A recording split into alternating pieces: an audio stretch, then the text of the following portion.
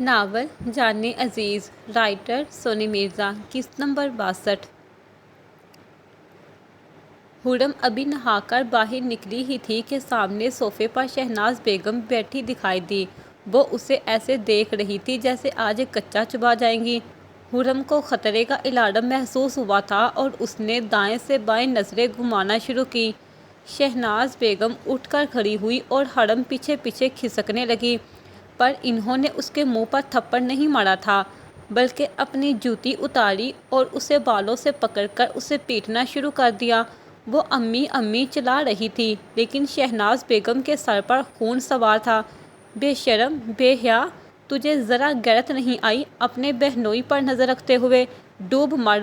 اس کی اچھے سے دھلائی کرنے کے بعد اسے دوبارہ بالوں سے پکڑ کر کھینچتے ہوئے انہوں نے اسے بیڈ کی طرف دھکا دیا۔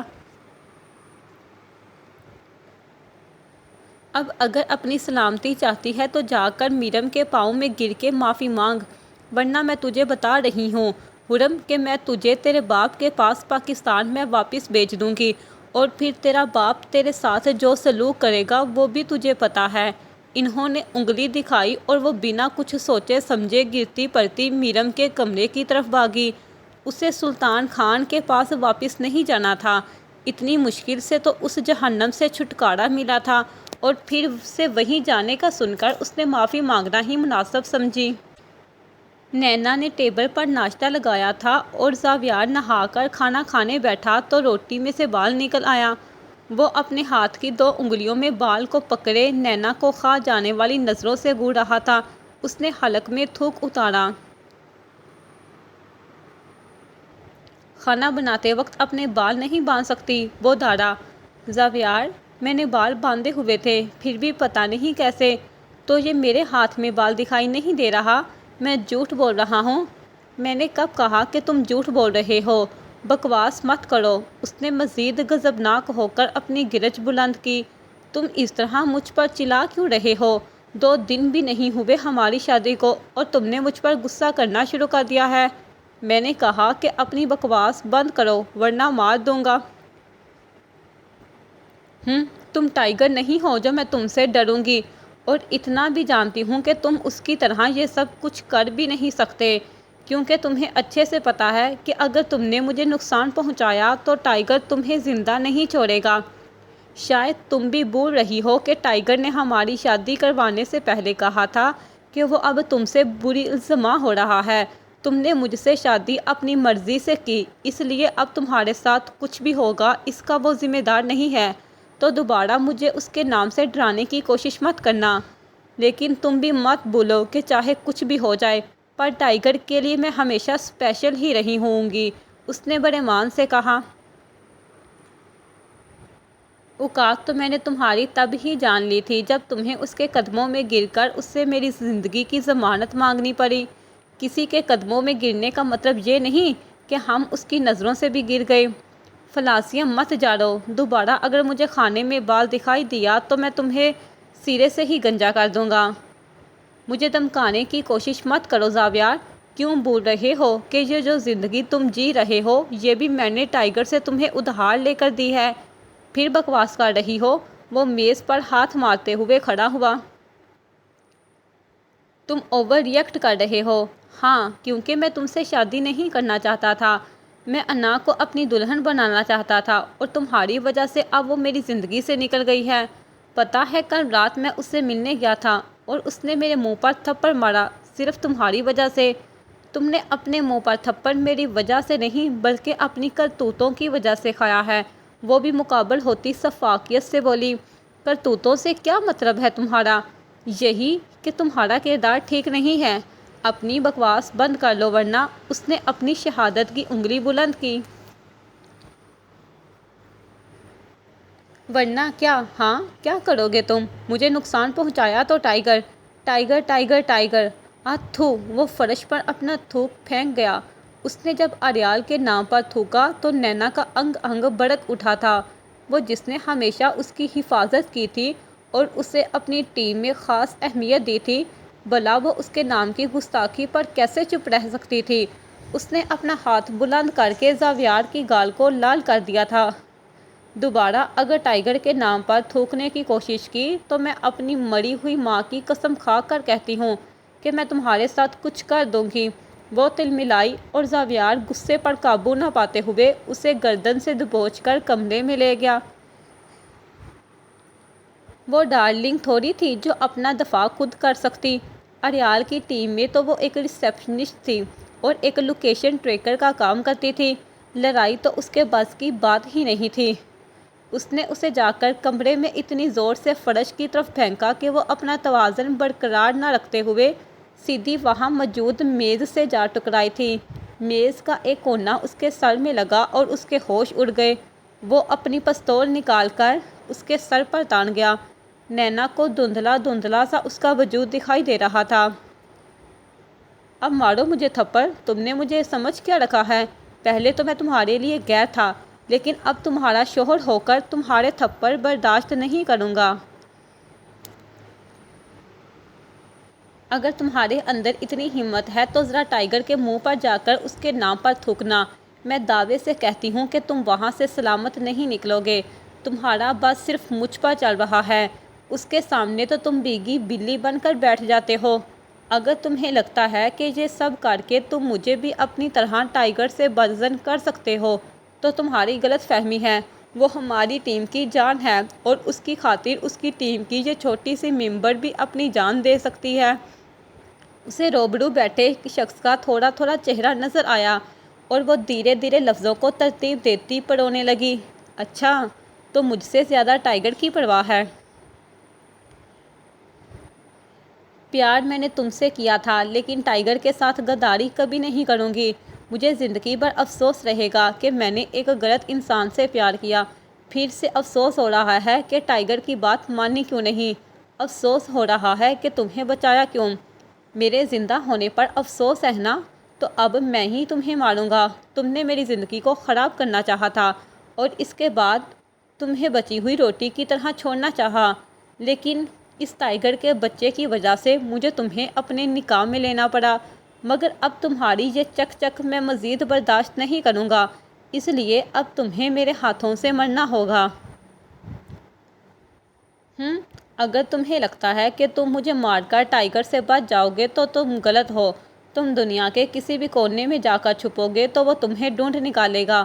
میں زندہ ہوں تو وہ میری بات نہیں سن رہا، لیکن مجھے پورا یقین ہے کہ اگر تم نے مجھے قتل کر دیا تو وہ تم سے میری موت کا بدلہ ضرور لے گا، کیونکہ نینا اتنی بھی گئی گزری نہیں جو ٹائیگر اس کا قتل اتنی آسانی سے معاف کر دے۔ اس کی نگاہوں میں بلا کا سکون اور یقین تھا۔ زاویار کو مزید غصہ آنے لگا۔ وہ اس سے اپنی بربادی کا بدلہ لینا چاہتا تھا اور اسے دوبارہ گردن سے دبوچ کر اپنے ساتھ بیڈ پر چڑھا گیا۔ نینا کھڑی نہیں ہو پا رہی تھی، اس لیے گر پڑی۔ اس کی پیشانی سے خون بہہ رہا تھا۔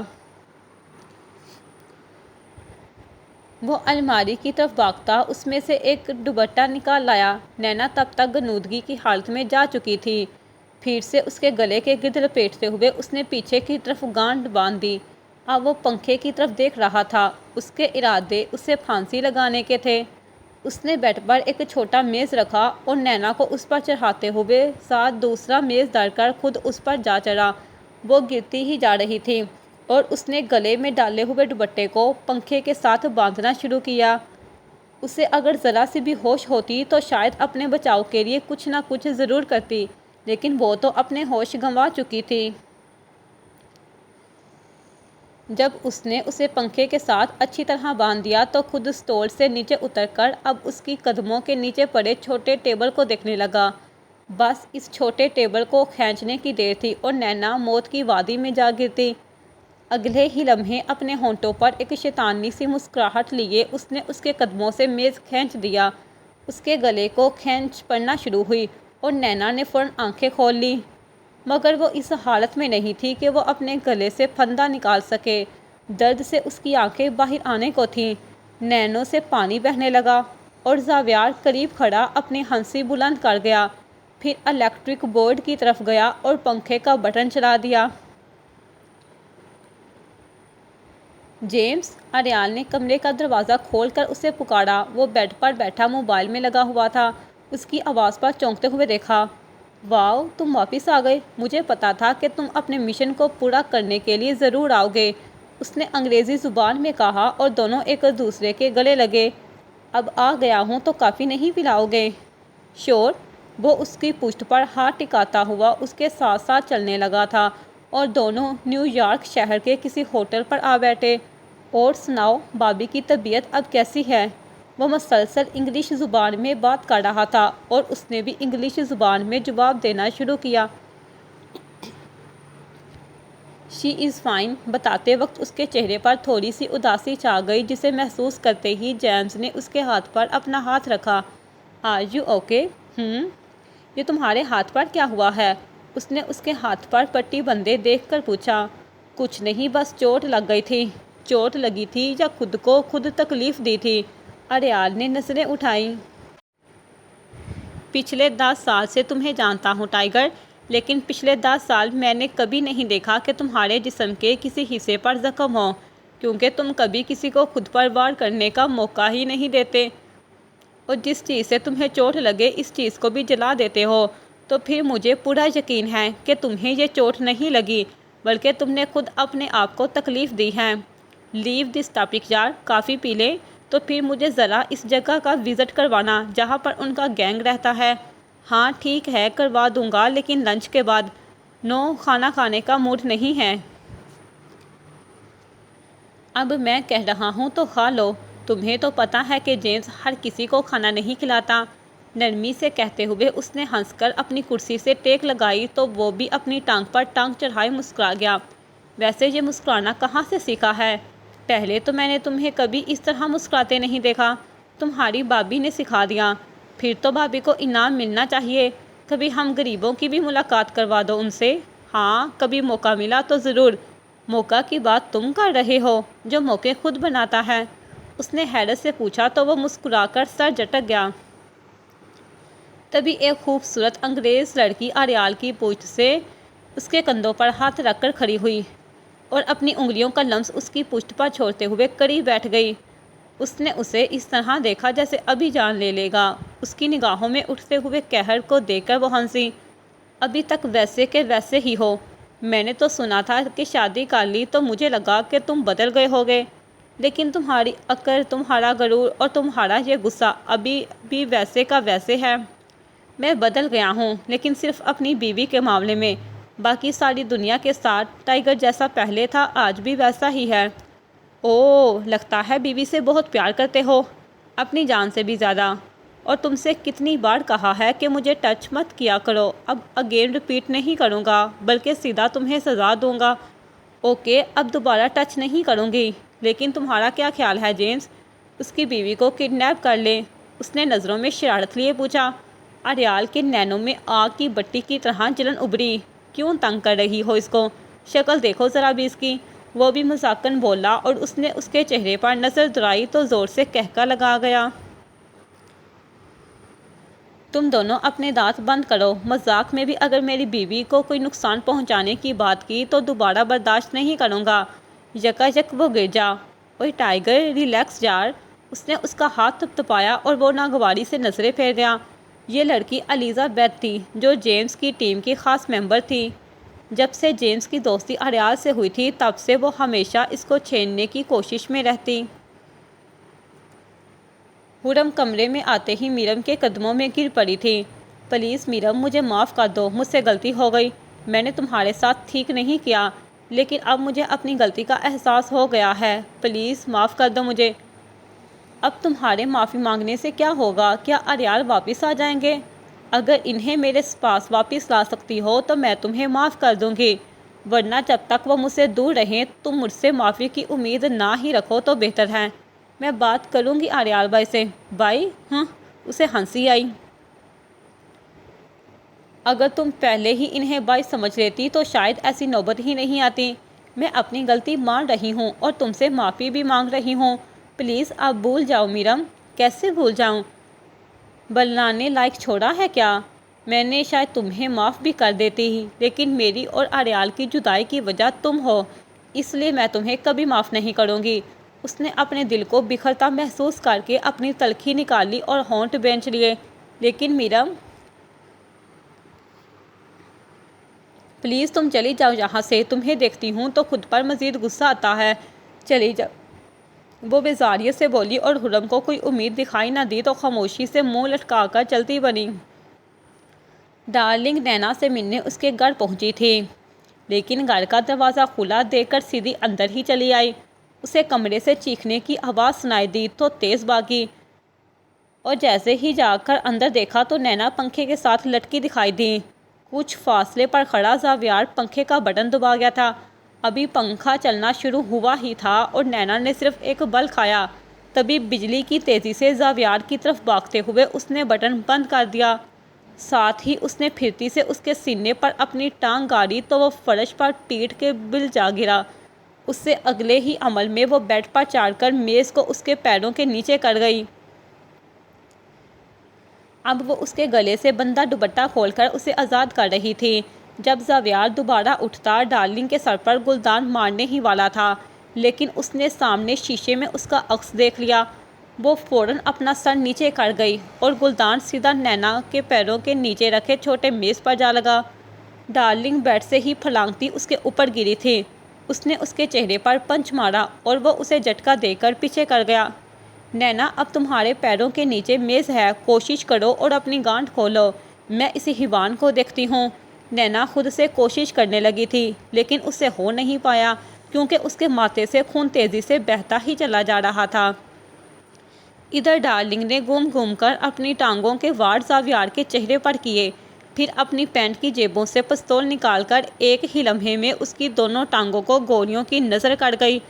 دونوں ٹانگوں پر ایک ایک گولی لگنے کی وجہ سے وہ درد سے بلبلاتا ہوا فرش پر گر گیا۔ وہ جانتی تھی کہ اب وہ اٹھ نہیں پائے گا، اس لیے خود بیڈ پر چڑھ کر نینا کو اس پھندے سے آزاد کیا۔ جب وہ نیچے بیڈ پر آئی تو اس کے ہوش پھر سے گم ہونے لگے تھے، اور اسے غنودگی کی حالت میں جاتا دیکھ کر ڈارلنگ اپنی جیکٹ کی جیب سے رومال نکال کر اس کے ماتھے پر رکھ گئی۔ دوسرے ہاتھ سے اس نے اپنی پینٹ کی جیب سے موبائل نکالا اور ایمبولینس کا نمبر ڈائل کیا۔ اریال بنیان پہنے اپنے ہاتھوں پر باکسنگ گلوز چڑھائے انہیں زور زور سے پنچنگ بیگ پر مار رہا تھا۔ وہ اپنا سارا غصہ اور جذبات اس پنچنگ بیگ پر اتار رہا تھا۔ اس کے پورے چہرے اور بدن سے پسینہ ٹپکنے لگا، بازوؤں کے مسلز پوری طرح بھیگ چکے تھے۔ اسے میرم شدت سے یاد آ رہی تھی اور اسی کو بلانے کی خاطر وہ اپنے جسم کو تھکا رہا تھا۔ اس کے سیدھے ہاتھ میں بے تحاشا درد بھی تھا کیونکہ ابھی تک وہ زخمی تھا، لیکن اسے خود بھی اپنے زخم کی پرواہ نہیں تھی۔ جب وہ پوری طرح پنچ مار مار کر تھک چکا تو پنچنگ بیگ کو دونوں ہاتھوں میں پکڑے اپنا سر اس پر ٹکا گیا۔ وہ بیگ ہوا میں لٹکا ہوا تھا اور اس کا سر پنچنگ بیگ پر تھا۔ نو میرم، میرے جذبات اتنے سستے نہیں ہیں کہ اتنا سب کچھ ہو جانے کے بعد بھی انہیں تم پر نچھاور کروں گا۔ مجھ پر بے یقینی کر کے تم نے مجھے بہت اذیت دی ہے، تمہیں اس بے یقینی کی سزا بھگتنی ہی ہوگی، تمہیں یہ جدائی سہنی ہی ہوگی اور میں مرتا مر جاؤں گا، لیکن ایک بار بھی پلٹ کر تمہیں جواب نہیں دوں گا، تمہیں اپنی آواز تک سے محروم کر دوں گا تاکہ تم دوبارہ ایسی غلطی کبھی نہ کرو۔ وہ خود بخود بولتا ہی چلا جا رہا تھا، اس کی سانسیں بھی تیز سے تیز تر ہو چکی تھیں، تھکاوٹ سے اس کا پورا بدن ٹوٹ رہا تھا، اور پنچنگ بیگ کو ایک بار پھر سے پوری قوت والا پنچ رسید کرتے ہوئے وہ واپس کمرے میں آیا۔ آتے ہی وہ سیدھا بیڈ پر دھڑام سے گرا۔ اچانک سائڈ ٹیبل پر پڑے ہوئے اس کے موبائل پر کچھ نوٹیفیکیشن موصول ہوئے۔ اس نے ایک لمحے کے لیے میرم کی یاد کو ایک طرف رکھتے ہوئے جب موبائل اٹھایا تو اسکرین پر اسی کا نمبر تھا۔ چند ثانیوں کے لیے اس نے اپنے نین بند کر لیے تھے، پھر ہمت کر کے اس کی چیٹ اوپن کی تو میرم نے وہی مہرون ساڑی پہن کر اسے سیلفیاں بھیجی تھیں جو اس نے اپنی اینیورسری پر لی تھیں۔ یہ سیلفیاں ایسی تھیں کہ اس کا آدھا سینہ برہنہ ہو رہا تھا، ہونٹوں پر مہرون گلوسی لپسٹک اور اس نے اپنے نچلے ہونٹ کو دانتوں تلے دبایا ہوا تھا۔ اریال نے صرف ایک جھلک اس کی تصویر کو دیکھا اور خود پر قابو پاتے ہوئے موبائل کی اسکرین کو بند کر کے دوبارہ سائڈ پر رکھ دیا۔ وہ جانتا تھا کہ اس نے اس طرح کی تصویریں کیوں بھیجی ہیں۔ کافی حد تک وہ اپنے مقصد میں کامیاب بھی ہو گئی تھی کیونکہ اسے بے چینی ہونے لگی، لیکن وہ ٹائیگر تھا، اپنے اصولوں کا پکا۔ اپنے باکسنگ گلوز اتار کر اس نے دور پھینکے اور ہاتھوں کی مٹھیاں بنا کر بیڈ کی چادر کو کھینچنے لگا۔ نو میرم، یہ سب کر کے تم میرا فیصلہ تبدیل نہیں کروا سکتی۔ تم چاہے کچھ بھی کرو لیکن میں واپس نہیں آؤں گا۔ تم مجھے میرے فیصلے سے پیچھے نہیں ہٹا سکتی۔ اس طرح کی تصویریں بھیج کر میں تمہیں خود کو مزید بہکانے نہیں دوں گا۔ میں تم سے رابطہ ہی ختم کر دوں گا تاکہ تمہیں بھی نہ سن سکوں اور نہ ہی تم مجھے سن سکو،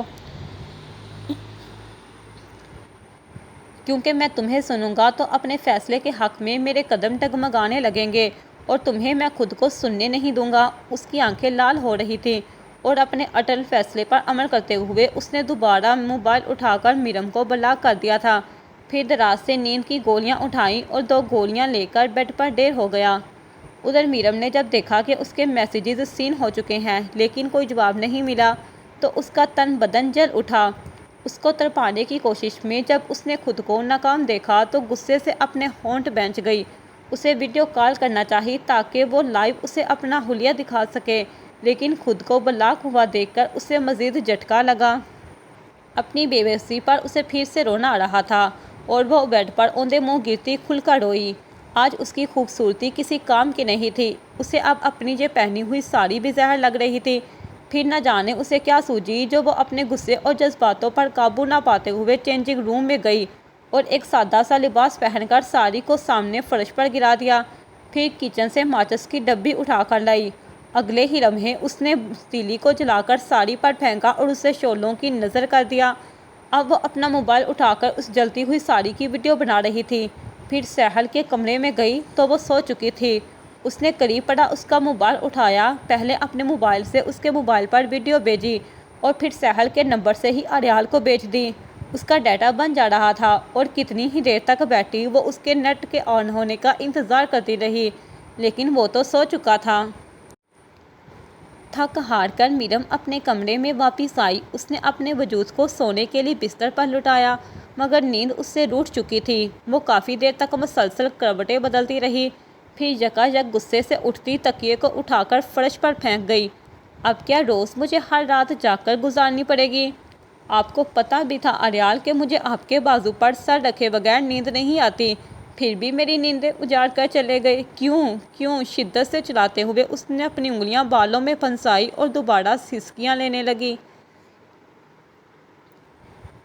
سہل لاؤنج میں صوفے پر بیٹھی کوئی مووی دیکھ رہی تھی جب ڈارلنگ نینا کو لیے وہاں آئی۔ اس پر نگاہ پڑتے ہی وہ حیرانگی سے دیکھتی ہوئی کھڑی ہو گئی۔ کیا ہوا ڈارلنگ بابی، سب ٹھیک تو ہے؟ اور یہ نینا کو کیا ہوا ہے؟ اس کے سر پر چوٹ لگی ہے کیا؟ اس وقت میرم بھی سیڑھیاں اترتی ہوئی انہیں تارتی وارد ہوئی۔ ہاں، زاویار نے اسے چوٹ پہنچائی اور وہ اسے قتل کرنے والا تھا، لیکن وہ تو خدا کا شکر ہے کہ میں وقت پر پہنچ گئی اور نینا کی جان بچ گئی۔ سہل اور میرم نے دونوں بیک وقت منہ کھولا۔ لیکن اریال تو زاویار کو مارنے والے تھے نا؟ میرم نے ششدر لہجے میں پوچھا۔ ہاں، لیکن اس کی بے وقوفی کی وجہ سے نہیں مارا کیونکہ اس نے اسے معاف کر دیا اور پھر ہم نے ان دونوں کا نکاح کروا دیا، اور اب حالت دیکھ لو اس کی، ڈارلنگ بیزاریت سے بولی جبکہ نینا نے شرمندہ ہو کر نظریں جھکا دیں۔ تم اتنی بے وقوف کیسے ہو سکتی ہو کہ پھر سے اس انسان پر یقین کرو جس نے تمہیں دھوکہ دے دیا؟ ماننا کہ اپنے پیار کو اپنے ہی سامنے مرتے ہوئے دیکھنا بہت مشکل ہوتا ہے، لیکن تم نے اسے معاف کر دیا تھا تو ٹھیک تھا، شادی کرنی ضروری تھی کیا؟ ہم لڑکیاں بے وقوف ہی ہوتی ہیں میرم بابی۔ شادی سے پہلے کوئی بھی لڑکا پیار محبت کے دعوے کرتا ہے تو ہمیں لگتا ہے کہ اس کی محبت سچی ہے۔ آپ نے بھی تو حسن پر یقین کیا تھا اور میں نے روحان پر۔ کیا بنا ہم دونوں کی محبت کا؟ دونوں ہی دھوکہ کھا گئی نا، سہل بولی۔ میرم کچھ پل کے لیے خاموش ہوئی اور پھر سے بولنا شروع کیا۔ لیکن ہمیں جو انسان محرم بن کر ملے وہ بہت اچھے ہیں۔ خان نے بھی تم سے سچی محبت کی اور تمہارے بھائی بھی مجھ سے بہت پیار کرتے ہیں، پر نینا نے تو جس انسان کو محرم بنایا اسی نے ہی اس کے ساتھ یہ کیا۔ وجہ صرف یہ تھی کہ اس نے دوبارہ سے ایک دھوکے باز انسان پر یقین کرنے کی بے وقوفی کی۔ میں نے بھی سمجھایا تھا، لیکن اس کے سر پر تو پیار کا بھوت سوار تھا۔ یہ لڑکے اس قابل ہوتے ہی نہیں ہیں کہ اپنے قیمتی جذبات نکاح سے پہلے ان پر نچھاور کیے جائیں۔ میں نے بھی تو ٹائیگر سے پیار کیا تھا اور بعد میں کیا ہوا؟ اسے میرم پسند آ گئی اور میری محبت کی کوئی اہمیت نہیں تھی، ڈارلنگ نے کہا۔ یوں معلوم ہوتا تھا گویا اسے ابھی بھی افسوس ہو رہا ہو۔ میرم کچھ نہیں بولی تھی، لیکن نینا، میں نے تمہاری طرح ان غلطیوں پر مزید غلطیاں نہیں کیں، بلکہ اپنی غلطی سے سیکھا کہ ہم زبردستی کبھی کسی کے دل میں اپنی محبت نہیں ڈال سکتے۔ اور مان لو، اگر ہم اس انسان کو زبردستی اپنا بنا بھی دیں تو تب بھی وہ ہمارا نہیں رہے گا، اور جو ہمارا ہوتا ہے اسے باندھ کر رکھنے کی ضرورت نہیں پڑتی، وہ ہر حال میں ہمارا ہی رہتا ہے۔ ٹائیگر نے جب مجھے ایک بار ٹھکرا دیا تو میں نے دوبارہ اس سے اپنی محبت کی بھیک کبھی نہیں مانگی، اور جب میں نے ضمیر کو نکاح میں قبول کیا تو میرے دل میں اس کے لیے کوئی جذبہ نہیں تھا۔ لیکن نکاح ایک ایسا مضبوط بندھن ہے جو انسان کے دل میں محبت پیدا کر دیتا ہے۔ تم کسی اچھے انسان سے نکاح کر لیتی تو تمہیں اس سے بھی محبت ہو جاتی اور تمہاری زندگی تباہ ہونے سے بھی بچ جاتی۔ غلطی ہو گئی مجھ سے، اب میں چاہتی ہوں کہ وہ مر ہی جائے، اس نے بلا کی نفرت لیے کہا۔ جو ہر ایک پر مر جائے، بہتر یہی ہوتا ہے کہ وہ مر جائے۔ ڈارلنگ کے مزید بولنے پر وہ بے اختیار اپنی پلکوں کو نم کر گئی۔ میرم نے اسے یوں روتے دیکھا تو گلے سے لگا لیا اور اس کی کمر کو سہلانے لگی۔ کوئی بات نہیں، ہم انسان ہیں اور ہم سب سے غلطیاں ہوتی ہیں، لیکن کچھ غلطیاں ایسی ہوتی ہیں جو ہماری زندگی کے لیے خطرناک ثابت ہوتی ہیں، اور تمہاری غلطی بھی ان میں سے ایک ایسی ہی غلطی تھی، لیکن خدا کا شکر ہے کہ تم زندہ ہو۔ اسے خود سے الگ کر کے اپنے سامنے کرتے ہوئے وہ نرمی سے بولی، اور نینا نے ہاں میں گردن ہلائی۔ لیکن اب اس کی زندگی تو برباد ہو چکی ہے، اپنی باقی زندگی کیسے گزارے گی؟ سہل افسوس لیے بولی۔ اس کا بھی کوئی نہ کوئی حل نکل آئے گا، اللہ کبھی بھی اپنے سچے اور مخلص بندوں کو بے سہارا نہیں چھوڑتا۔ بالکل ٹھیک کہہ رہی ہو میرم۔ سہل، تم نینا کو اس کا کمرہ دکھا دو، کیونکہ اب یہ ہمارے ساتھ ہی رہے گی۔ ڈارلنگ خود صوفے پر بیٹھی تو میرم بھی اس کے ساتھ ہی جگہ سنبھال گئی۔ جمیل کہاں ہے؟ وہ زاویار کو لے کر ہسپتال گیا ہے۔ کیوں؟ اس منحوس کو کیا ہوا؟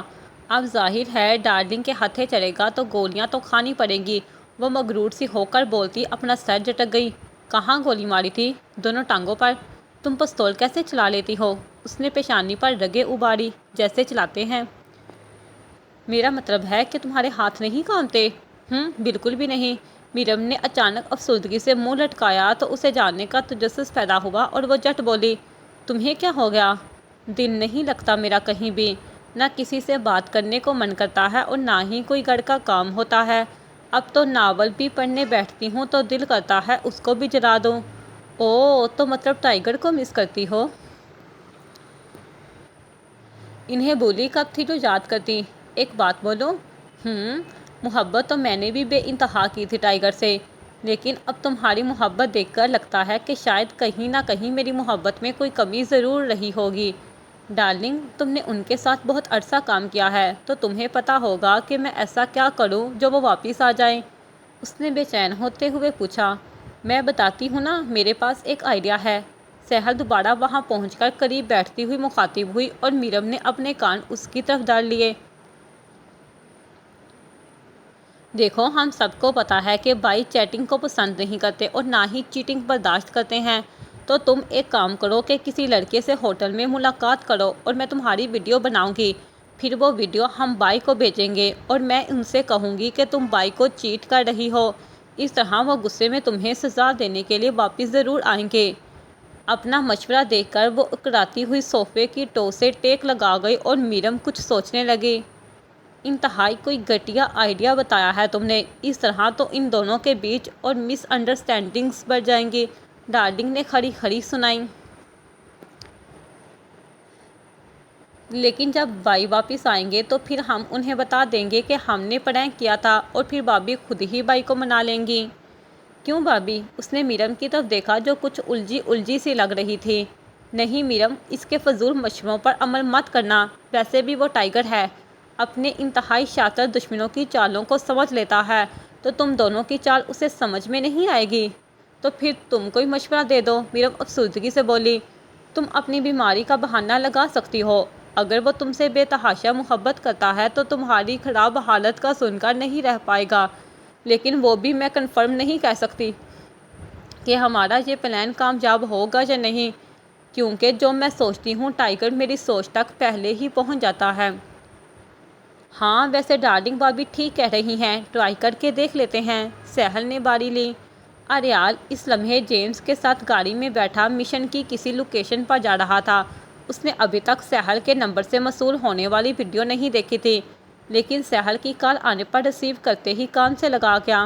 ہاں ساحل کہو بھائی، کیسے ہیں؟ اسپیکر پر لو، میرم نے اشارہ کرتے ہوئے کہا۔ فائن، فون کیوں کیا؟ کچھ لہجہ چبھتا چبھتا سا محسوس ہو رہا تھا۔ کیا ہو گیا ہے بھائی؟ آپ کی بہن ہوں، کال نہیں کر سکتی؟ میں فری نہیں بیٹھا ہوں ساحل، میں کام پر جا رہا ہوں۔ اچھا بھائی، وہ میں نے بتانا تھا کہ بھابھی کی طبیعت کچھ ٹھیک نہیں ہے، انہیں بہت تیز بخار ہے۔ بات کرتے وقت وہ میرم کی طرف بھی دیکھ رہی تھی، لیکن اس نے کال اسپیکر پر نہیں ڈالی تھی۔ میرم نے اب جب دوبارہ اشارہ کیا تو اس نے آواز اوپن کر دی۔ وہ اب اس کا جواب سننے کی منتظر تھی۔ اس نے اپنے کان کھڑے کر دیے تھے، لیکن وہ اس کی امید کے بالکل برعکس جاتا کال بند کر گیا۔ میرم تو ایک بار بھی اس کی آواز نہیں سن پائی تھی۔ ہاں، بھائی نے تو کال کاٹ دی۔ تبھی اسے اپنے موبائل پر میسج نوٹیفیکیشن ملا اور اس نے کھول کر دیکھا تو یہ آریال کا میسج تھا۔ ساحل، دوبارہ میرے ساتھ یہ ڈرامے کرنے کی ضرورت نہیں ہے۔ مجھے پورا یقین ہے کہ اس وقت میرم تمہارے ساتھ بیٹھی ہوگی۔ یہ سب کچھ تم لوگوں کی پلاننگ ہے۔ بہت اچھے سے جانتا ہوں کہ تمہاری اور میرم کی اچھی خاصی دوستی ہے۔ اگر وہ واقعی اتنی بیمار ہوتی تو تم یوں پرسکون ہو کر مجھ سے بات نہیں کرتی، بلکہ تمہاری آواز ہی بتا دیتی کہ تم واقعی پریشان ہو۔ اس لیے دوبارہ مجھے بے وقوف بنانے کی کوشش مت کرنا، ورنہ میرم کے ساتھ ساتھ میں تمہیں بھی بلا کر دوں گا۔ اس نے جب میسج پڑھا تو پورے نین کھول لیے اور پھر اسکرین میرم کی نگاہوں کے سامنے کر دی۔ وہ جیسے جیسے میسج پڑھتی جا رہی تھی ویسے ویسے اس کی آنکھیں بھیگنے لگیں۔ میں نے تو پہلے ہی کہا تھا کہ وہ ٹائیگر ہے اور اس کو بے وقوف بنانا اتنا آسان نہیں ہے، ڈارلنگ چڑچڑے انداز میں بولتی ہوئی اپنے قدم پٹک کر کمرے میں چلی گئی۔ ساحل نے میرم کو روتے دیکھا تو اسے اپنے گلے سے لگا لیا۔ بھابھی تم فکر مت کرو، دیکھنا بھائی بہت جلدی واپس آ جائیں گے انشاءاللہ۔ جمیل تھکا ماندہ کمرے میں آتے ہی بیڈ پر پھیل کر لیٹ گیا۔ ڈارلنگ گھر سے غائب تھی اور ٹھیک 2 ہی منٹ بعد بوبی دروازہ کھول کر اندر آئی تو اس کے ہاتھ میں کوئی فائل تھی۔ وہ لیٹے لیٹے ہی اسے دیکھنے لگا۔ کدھر سے آ رہی ہو؟ What do you mean? اگر باہر گئی تھی تو کسی کام سے گئی ہوں گی، اس نے الٹا اپنا سوال جاڑا۔ جانو لڑ کیوں رہی ہو؟ پیار سے پوچھا ہے نا تو بتا دو بس۔ اب وہ اٹھ کر بیٹھا اور ڈارلنگ فائل اس کے منہ پر مار گئی۔ یہ پکڑو رپورٹس اور جا کر جشن منا لو۔ کس چیز کا جشن؟ اس نے اس کی حرکت کا غصہ نہیں کیا تھا، کیونکہ ڈارلنگ کا لہجہ بالکل بھی سنجیدہ نہیں تھا، بلکہ کہیں نہ کہیں اس کے لہجے میں عجیب سا پیار تھا۔ تمہاری خواہش پوری ہو گئی ہے بیبی، باپ کے عہدے پر فائز ہونے والے ہو۔ وہ اپنے سینے پر بازو باندھتی ہوئی بولی اور جمیل کرنٹ کھا کر فرش پر قدم جماتا اس کے روبرو ہو گیا۔ کیا میں پاپا بننے والا ہوں؟ اسے یقین نہیں ہو رہا تھا اور ڈارلنگ چپ چاپ گردن کو اوپر سے نیچے ہلا گئی۔ لیکن یوں اچانک کیسے؟ اچانک کا کیا مطلب ہوا؟ جب میں نینا کو ہاسپٹل لے کر گئی تو واپسی پر مجھے بھی چکر آ رہے تھے، اس لیے نینا کو گھر چھوڑ کر میں نے کمرے میں کچھ دیر ریسٹ کیا اور پھر ڈاکٹر کے پاس چلی گئی چیک اپ کروانے۔ رپورٹس میں پتہ چلا کہ پریگننٹ ہوں۔ اوہ مائی گاڈ، تم نے تو مجھے بہت خوش کر دیا ہے جانو، آج تو کچا چبا جاؤں گا تمہیں۔ وہ خوشی سے پھولے نہ سماتے ہوئے اسے زور سے گلے لگا گیا۔ اچھا بس بس، اتنا اوور ری ایکٹ مت کرو، اس نے خود سے دور کیا۔ یار ادھر میں خوشی سے پاگل ہو رہا ہوں اور تم کہہ رہی ہو کہ اوور ری ایکٹ کر رہا ہوں۔ ہاں مجھے تو ایسا ہی لگتا ہے۔ وہ اپنے کندھے اچکا گئی۔ نہیں جانو، تم سوچ بھی نہیں سکتی کہ میں کتنا خوش ہوں۔ میرا تو بس نہیں چل رہا کہ تمہیں گود میں اٹھا کر پورے گھر کے چکر لگاؤں، اور اب تم یہ مشن وغیرہ سب کچھ چھوڑ دو، میں دیکھ لوں گا، تم بس آرام کرو۔ نیور، ٹائیگر کی غیر موجودگی میں سب کچھ مجھے ہی دیکھنا ہے۔ جانو میں دیکھ لوں گا نا، تم بس ریسٹ کرو گے اب، کیونکہ میں نہیں چاہتا کہ ہمارے بچے کو کچھ بھی ہو۔ وہ میرا بھی بچہ ہے، مجھ سے زیادہ پرواہ نہیں ہوگی تمہیں۔ تمہیں پرواہ زیادہ کیسے ہوگی؟ تمہیں تو ابھی بچے چاہیے ہی نہیں تھے۔ ہاں لیکن اب پریگننٹ ہو گئی ہوں تو خیال تو کرنا ہی پڑے گا۔ دیکھو تم گھر سے باہر مشن کرنے نکلو گی تو مجھے پتا ہے کہ تمہاری کسی نہ کسی سے لڑائی ہو جائے گی اور تم اپنے ہاتھ پاؤں چلانا شروع کر دو گی، ایسے میں ہمارے بچے کو نقصان ہوگا، بات کو سمجھو۔ اسے دونوں شانوں سے پکڑ کر وہ انتہائی میٹھے لہجے میں بولا۔ جمیل بیبی، میں تم سے وعدہ کرتی ہوں کہ میں اپنا پورا خیال رکھوں گی، لیکن پلیز مجھے گھر بیٹھنے کا مت کہنا ورنہ میں الٹا بیمار پڑ جاؤں گی۔ اس کے لہجے میں التجا دیکھ کر وہ حامی بڑے بغیر نہیں رہ سکا تھا۔ آج تو خیر نہیں ہے تمہاری، اسے تنبیہ کرتے ساتھ ہی اس نے اس کی گال پر اپنے لب رکھے اور پھر انہیں سرکاتے ہوئے ہونٹوں کا رخ کیا۔ اچھا دور رہو اب یار، پہلے ہی میری طبیعت ٹھیک نہیں ہے، اس نے نخریلے انداز میں کہا اور اسے خود سے پرے دھکیل دی بیڈ پر جا چڑھی۔ جمیل کو اپنے قریب بیٹھے مسکینوں سی شکل لیے دیکھا تو ہنس کر اسے کندھا مارا۔ بیبی مذاق کرتی ہوں اور تم سیریس ہو جاتے ہو، تمہاری بیوی ہوں، جب خود کو تمہارے نام کر دیا ہے تو پھر جب دل کرے اپنا حق لے سکتے ہو۔ آج اس نے پہلی بار اسے احساس دلایا تھا کہ وہ مکمل طور پر خود کو اس کے نام کر چکی ہے۔ جمیل خوشی سے پھولنے لگا، پھر اس کے ہونٹوں کی طرف جھک کر زور سے بائٹ کی اور ڈارلنگ کی ہلکی سی چیخ نکلی۔ رومانس کرنے کا کہا ہے، اپنے دانت گاڑنے کا نہیں۔ وہ ہنسا اور اسے بازو سے پکڑ کر اپنے قریب کرتا اس کی گردن میں ہاتھ ڈال گیا۔ ڈارلنگ کے رخسار محبت سے لال ہونے لگے۔ اس نے اتنے قریب سے جمیل کو بغور دیکھا اور خود اس کے لبوں پر جھکتی چلی گئی۔ وہ دونوں دھیرے دھیرے ایک دوسرے میں کھو رہے تھے۔ جمیل کی شدتیں بڑھتی ہی چلی گئی۔ ڈارلنگ نے اپنا آپ اس کے حوالے کر کے خود کو مکمل طور پر اس کا ثابت کر دیا تھا۔ وہ اس کے وجود کے مختلف حصوں پر اپنے پیار کی مہریں لگاتا رہا اور وہ اسے ہر مہر ثابت کرنے کا حق دے چکی تھی۔ ڈارلنگ آج مرڈر روم میں کھڑی اپنے سامنے کرسی پر بیٹھے زاویار کو گھور رہی تھی۔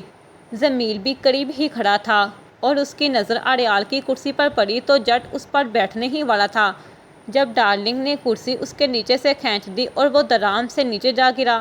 اپنی کمر پر ہاتھ رکھ کر رگڑتے ہوئے وہ کھڑے ہو کر چلایا، یہ کیا بدتمیزی ہے، میرے نیچے سے کرسی کیوں کھینچی؟ تم ٹائیگر کی سیٹ پر بیٹھ رہے تھے اور اس کی سیٹ پر اس کے علاوہ کوئی نہیں بیٹھتا۔ پر میں اس کا چھوٹا بھائی ہوں، اس نے ایسے کہا تھا جیسے وہ جانتی ہی نہ ہو۔ تم تو پھر بھی چھوٹے بھائی ہو، لیکن اگر ٹائیگر کی جگہ اس کا باپ بھی ہوتا تو میں ابھی اسے کرسی پر نہ بیٹھنے دیتی۔ دھیما لہجہ، سنجیدگی سے بھرپور لفظ وہ پرتباہی لگ رہی تھی۔ تم مجھے بہت بری لگتی ہو جب میری بجائے بھائی کو زیادہ توجہ دیتی ہو۔ توجہ تمہیں ہی دیتی ہوں لیکن اہمیت زیادہ ٹائیگر کو دیتی ہوں کیونکہ وہ میرا باس بھی ہے۔ شوہر سے زیادہ کوئی اہمیت نہیں رکھتا، کوئی باس بھی نہیں۔ اب فضول بحث مت کرو مجھ سے، پہلے بھی بتا چکی ہوں کہ ٹائیگر کی اپنی جگہ ہے اور تمہاری اپنی، اس لیے بہتر ہے کہ تم فی الحال اس پر دھیان دو۔ اس نے زاویار کی طرف اشارہ کیا اور وہ اپنے دانت پیستا ہوا اسے دیکھنے لگا۔ ڈارلنگ اپنی پینٹ کی جیب سے موبائل نکالتی اس پر کچھ ٹائپ کرتے ہوئے مرڈر روم سے باہر نکل آئی۔ اس نے اریال کا نمبر ملایا تھا اور وہ بالکونی میں کھڑا کافی کے چسک لے رہا تھا۔ اس کی کال دیکھ کر اس نے ریسیو کی۔ ہاں ڈارلنگ، ٹائیگر مجھے بہت ضروری بات کرنی ہے، ٹائم ہوگا؟ کہوں۔ ایکچولی کل نامراد نے نینا کو پھانسی دے کر اس کا قتل کرنے کی کوشش کی اور اگر میں وقت پر نہیں پہنچتی تو شاید اب وہ زندہ نہیں ہوتی۔ اس وقت زاویار میرے سامنے مرڈر روم میں بندھا ہوا ہے، اس کے ساتھ کیا کرنا ہے؟ مجھ سے کیوں پوچھ رہی ہو؟ نینا سے جا کر پوچھو، کیونکہ میرا اب اس معاملے سے کوئی تعلق نہیں۔ اس کے لفظوں سے بلا کی خفگی ٹپک رہی تھی۔ لیکن ٹائیگر یہ معاملہ تو… ڈارلنگ تمہیں پتہ ہے کہ میں رپیٹ نہیں کرتا، کوئی اور بات ہے تو بتاؤ ورنہ میں فون رکھ رہا ہوں۔ میں باندھ دوں پھر اسے؟ تمہاری مرضی۔ پر ٹائیگر میں چاہتی تھی کہ تم اسے خود موت کے گھاٹ… ڈارلنگ تمہیں سنائی نہیں دے رہا؟ جو مرضی کرو اس کے ساتھ، یہ میرا مسئلہ نہیں ہے۔ وہ شدت اشتعال سے پھنکارا اور وہ فون کے اس پار ہی کانپ گئی تھی۔ دوبارہ اگر تم نے مجھ سے اس ٹاپک پر بات کی تو تم میرے غصے کو اچھے سے جانتی ہو۔ جی ٹائیگر، لیکن مجھے ایک اور بات بھی کرنی تھی۔ سن رہا ہوں۔ وہ میرم، خدا حافظ۔ میرم کا نام سنتے ہی اس نے بس مختصر کہا اور کال کاٹ دی۔ اب اسے اپنے ہاتھ میں پکڑے ہوئے مگ میں موجود بچی ہوئی کافی بھی زہر لگ رہی تھی۔ اگلے ہی لمحے وہ مگ کو اٹھا کر زور سے دیوار پر پٹک گیا۔ ادھر ڈارلنگ ایک نظر فون کو دیکھنے کے بعد دھندلاتی ہوئی زاویار کی طرف بڑھی، گویا وہ سب کچھ تہس نہس کر دینے والی ہو۔ اس کی آنکھوں میں ہی کوئی عجیب سا لاوا بڑھ رہا تھا، جیسے زاویار ایک پل میں محسوس کرتا اپنے گلے میں خوف کی لہریں اتار گیا۔ ڈارلنگ کو اپنی طرف بڑھتا دیکھ کر زاویار کا جسم تھر تھر کانپنے لگا تھا۔ اس نے اپنی پستول نکال لی اور لوڈ کر کے گولی چلانے ہی والا تھا جب نینا اس کی پشت سے نمودار ہوتی اس کا نام پکار کر گرجی اور ڈارلنگ نے جب اپنی گردن گھما کر اسے دیکھا۔ کہیں تم اسے بچانے تو نہیں آئی؟ وہ شک سے بھرپور نگاہوں سے دیکھتی ہوئی بولی۔ نہیں، بلکہ میں چاہتی ہوں کہ تم اسے گولی سے مار کر آسان موت نہ دو، ایسے تو یہ ایک جھٹکے میں ہی مر جائے گا۔ تم جانتی ہو کہ ڈارلنگ ہمیشہ گولی سے مارتی ہے۔ ڈارلنگ، اس نے ٹائیگر کے نام پر تھوکا تھا، اس لیے ہمارا جھگڑا ہوا اور یہ میرا قتل کرنے والا تھا۔ اب تم خود مجھے بتاؤ کہ جو شخص ہمارے باس کے نام پر تھوکے گا، کیا تم اسے اتنی آسانی سے مار دو گی؟ کیا بائی کے نام پر تھوکا؟ اس کی تو ضمیر آپے سے باہر ہو کر اس کا گریبان پکڑ گیا تھا اور جیسے ہی اس کے چہرے پر پنچ مارنا چاہا تو ڈارلنگ چیخی۔ رک جاؤ، مارنے دو مجھے، اس کی تو میں چمڑی ادھیڑ دوں گا۔ ہاں نہیں ضمیر، اس نے ٹائیگر کے نام پر تھوکا ہے اور اسے مار پیٹ کرنے کا بھی کوئی فائدہ نہیں ہوگا۔ یاد ہے کہ ٹائیگر نے غدار کے ساتھ کیا کیا تھا؟ ہاں، تم لوگوں نے ہی بتایا تھا کہ بائن نے تمیز کو زندہ گاڑ دیا تھا۔ ہاں، تم خوش قسمت ہو نامراد کہ خود تمہیں ٹائیگر نہیں مار رہا، لیکن چونکہ تم نے اس کے نام پر تھوکنے کی گستاخی کی، اس لیے میں خود تمہیں مار دوں گی، اور جو سلوک ٹائیگر نے تمیز کے ساتھ کیا تھا وہی میں تمہارے ساتھ کروں گی۔ زاویار کو اپنا حلق خشک سے خشک تر ہوتا محسوس ہو رہا تھا۔ ضمیر، ٹائیگر کے پالتو کیڑے کہاں ہیں؟ نہیں جانو، تم ان کا استعمال نہیں کر سکتی۔ کیوں؟ وہ اپنی پیشانی پر شکن ابھار گئی۔ کیونکہ یار وہ بہت خطرناک کیڑے ہیں اور بائی کسی پر پھینکنے کے بعد انہیں خود چمٹی سے اٹھا کر واپس ڈبی میں ڈالتے ہیں۔ وہ بہت احتیاط سے یہ کام کرتے ہیں اور انہیں عادت ہے اس چیز کی۔ تم اگر انہیں اس پر پھینک دو گی تو بعد میں انہیں واپس ڈبی میں ڈالنا مشکل ہو جائے گا، اور اگر خدا نخواستہ ان میں سے کسی نے تمہیں کاٹ لیا تو بہت بڑا مسئلہ بن جائے گا۔ اس کے ایک ایک لفظ میں اپنی بیوی کے لیے فکر مندی تھی اور وہ مسکراتی ہوئی اس کے قریب گئی۔ ڈارلنگ کو ہلکا لے رہی ہو بیبی؟ ان چھوٹے موٹے کیڑوں سے ڈارلنگ نہیں ڈرتی، لیکن میرے خیال سے جمیل بھائی بالکل ٹھیک کہہ رہے ہیں ڈارلنگ۔ وہ کیڑے ٹائیگر نے پالے ہیں اور انہیں وہی سنبھال سکتا ہے۔ ہم ٹائیگر کی طرح کسی کو بھیانک موت نہیں دے سکتے۔ تم بس اس کی موت میں تھوڑی سی سختی کر دو، لیکن ان کیڑوں کا استعمال مت کرو کیونکہ اس میں رسک ہے، نینا بولی۔ لیکن آج تو میں ان کیڑوں کا استعمال کر کے ہی رہوں گی، تاکہ اس جیسے شفاق انسان کو بھیانک موت دے سکوں۔ اس نے نگاہوں میں نفرت لیے زاویار کو تارا تھا اور اس کے پسینے چھوٹنے لگے۔ جاری ہے۔